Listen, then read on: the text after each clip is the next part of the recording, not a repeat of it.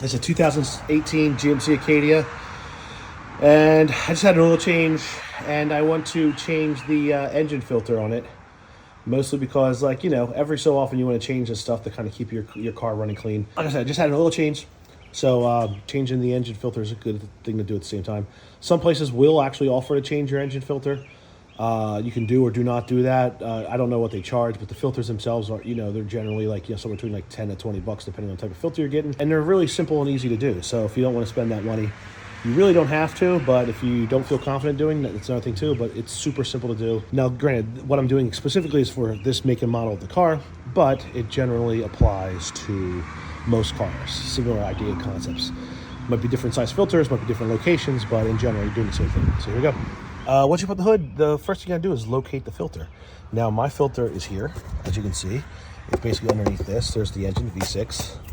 A little dirty, but just go in here under the filter and you're going to have to take out some of these connections. So you have some of these screws here. So basically we're going to undo these screws, probably do this quick connect, pull this mechanism out and just drop the new filter in there. Sometimes the filter sits on top of the engine, sometimes it sits back, but in general, that's the general idea of it. You're looking for something with like a giant intake into the engine. That's usually a dead giveaway. You got your filter going on.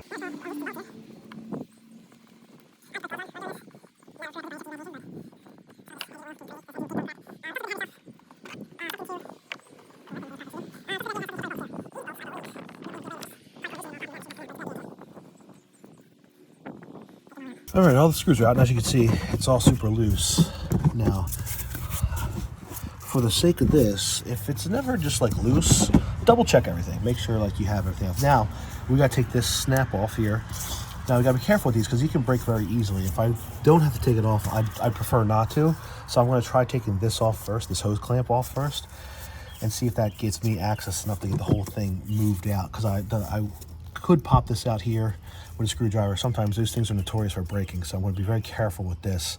And you're just trying to get enough out to get access to the filter, which you can see is that yellow thing that orange thing right down there. So we're almost done. So just make sure. But like I said, if this doesn't like properly like wiggle loose, double check your screws and make sure you got them all properly. So the next step is to undo this hose clamp. All right, hose clamp is loose, so this is all loose. Also right here, see, I'm going to take this, be very careful, and you just pop that back. Like I said, those are notorious for breaking these housings, these casing housings. See if I can kind of wiggle that loose.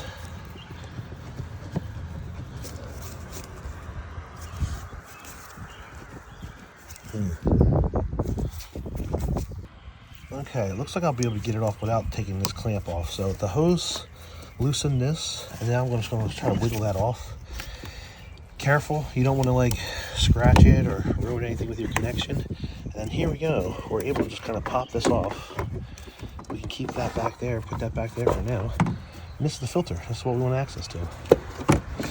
Just a big old filter. And this is pretty dirty. It's pretty gnarly looking. Not as dirty as I've seen, but dirty enough. So now we're just going to replace this. You can see you got some of this grass in here. I'm going to actually get a vacuum and vacuum some of that out before we do anything else. Yeah, let me do that. Vacuum that out. I spared you watching me vacuum, but here's also the new filter and here's the old filter. So you can clearly see the difference between the two. They actually do filter out things. So first thing you want to do, visually inspect and make sure they're the same size, because that helps. And you can kind of go to any auto parts service store, look up the number, the make and model and year of your car, and it'll tell you what number to get in the variety of different air filters they carry. You can also do this on Amazon too. Amazon also has a pretty good matching system too, which is pretty good.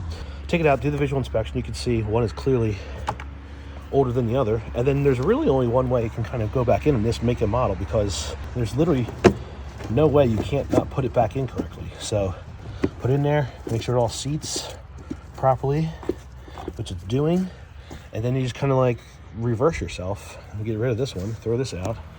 Yeah, see, I've seen dirtier filters, but that's pretty damn dirty. Put the top back on, reattach the hose. All right, dry fit everything back in place, make sure this all popped in was properly seated, make sure all your alignments are aligned and all that kind of stuff, and then you just kind of go and tighten everything.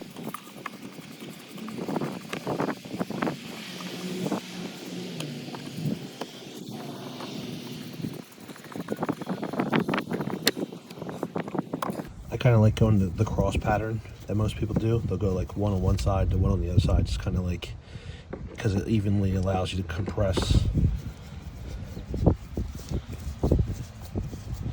As you can see, I'm doing this all with some screwdrivers. I've literally used a flathead screwdriver and a Phillips screwdriver to do this, so it's not like you need a lot of like crazy tools to do it. Now, can you do it faster with like a screw gun and a ratchet? Sure, absolutely, but it's not that involved a process to begin with, so why complicate it? Do it with some simple tools. As long as you can screw a screw in and out, you're pretty good. Let's get this one back here. Alright, last one. Double check. You don't need to like ratchet down on all these. You just need to make sure everything's nice and tight and snug. Nothing's going to like pop off as it rattles down the street.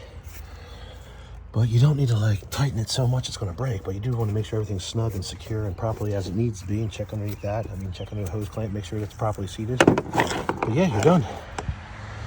Engine air filter. There's the old guy. New guy's in. Now it's time to go drive a few more miles.